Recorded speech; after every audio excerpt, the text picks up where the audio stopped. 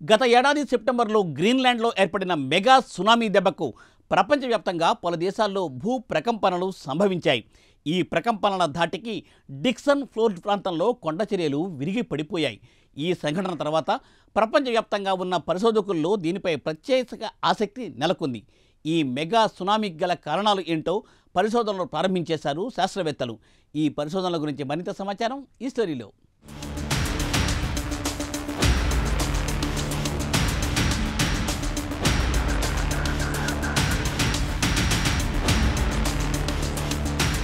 గతేడాది అంటే 2023 సెప్టెంబర్లో గ్రీన్లాండ్లో ఏర్పడ్డ మెగా సునామీ దెబ్బకు ప్రపంచవ్యాప్తంగా సెసిమిక్ వేవ్స్ ఏర్పడ్డాయి. సెసిమిక్ వేవ్స్ అంటే అకస్మాత్తుగా భూగర్భంలో కదలికలు రావడం లేదా భూకంపాలు ఏర్పడ్డంగా చెప్పుకోవచ్చు.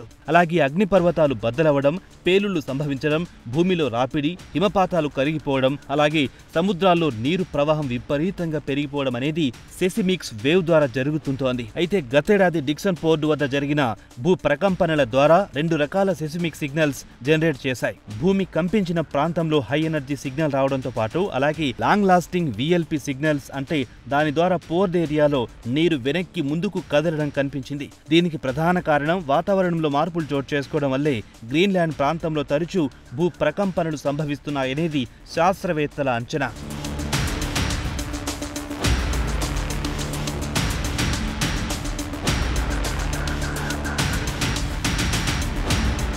గతేడాది సెప్టెంబర్లో తూర్పు గ్రీన్లాండ్లోని మారుమూల ప్రాంతంలో ఏర్పడిన మెగా సునామీ వల్ల ఏర్పడిన సెసిమిక్ వేవ్స్ ప్రపంచవ్యాప్తంగా ఉన్న పరిశోధకుల దృష్టిని ఆకర్షించింది. ఈ మెగా సునామీ తర్వాత డిక్సన్ పోర్ట్ ఏరియాలో వారం రోజుల పాటు అక్కడి పార్టికల్స్ ఏదైనా వస్తువులను తీసుకుంటే అది నిలువున నిలబడేదని సెసిమిక్ రికార్డు తాజా నివేదికలో వివరించింది.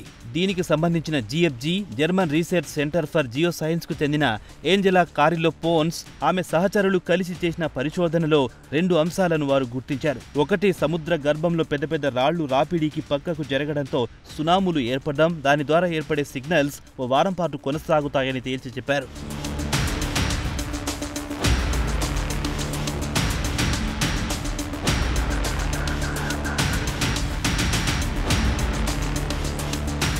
ఇక ఏంజెలా పరిశోధనలో తేలిందేమిటంటే VLP సిగ్నల్స్ విషయానికి వస్తే సునామీ ఏర్పడిన ప్రాంతం నుంచి సుమారు 5000 కిలోమీటర్ల దూరం వరకు దాని ప్రభావం ఉంటుంది. గతేడాది మెగా సునామీ దెబ్బకు డిక్సన్ పోర్ట్ ఏరియాలోని తీర ప్రాంతాల్లో నీరు కొన్ని రోజుల పాటు వేగంగా ఒడ్డుకు తాకుతూ రావడం కనిపించిందని వారు తెలిపారు. గ్రీన్లాండ్ ప్రాంతంలోని మారుమూల ప్రాంతంలో పెద్ద పెద్ద రాళ్లు దొరలడాన్ని ఓ వారం రోజుల పాటు యావత్ ప్రపంచం చూసింది. ఇదంతా భూ ప్రకంపనల ప్రభావమేనని సెసిమాలజిస్టులు అభిప్రాయపడుతున్నారని కారిలో పోన్స్ చెప్పారు.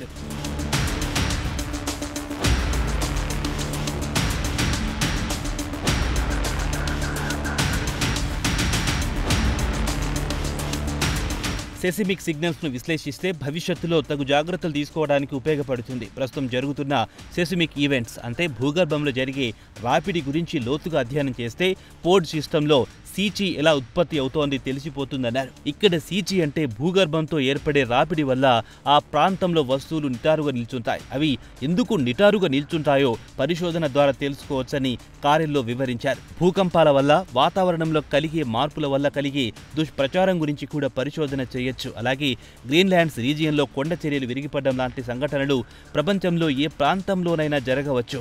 గ్లోబల్ వార్మింగ్ వల్ల మంచు కరిగిపోయి కొండలు వాలుగా జారిపడే అవకాశాలుంటాయి. అలాగే మంచు పర్వతాలు కూడా స్థిరంగా ఉండవు, కరిగిపోతాయి.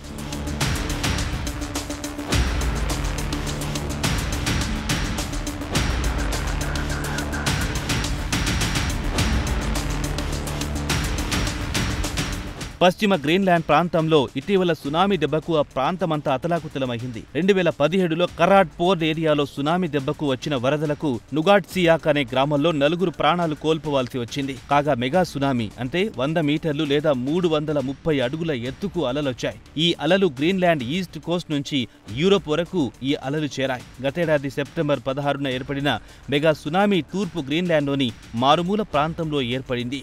దెబ్బకు ఎల్లో ఐలాండ్లో మిలిటరీ ఇన్స్టాలేషన్పై ప్రభావం కనిపించిందని సోషల్ మీడియాలో పెద్ద పెద్ద పోస్టులు కూడా పెట్టారు.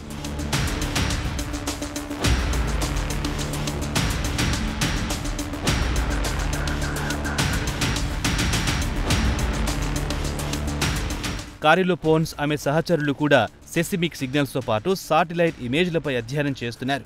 మెగా సునామీకి దారితీసిన ఈవెంట్స్ను క్రోడీకరించే పనిలో పడ్డారు.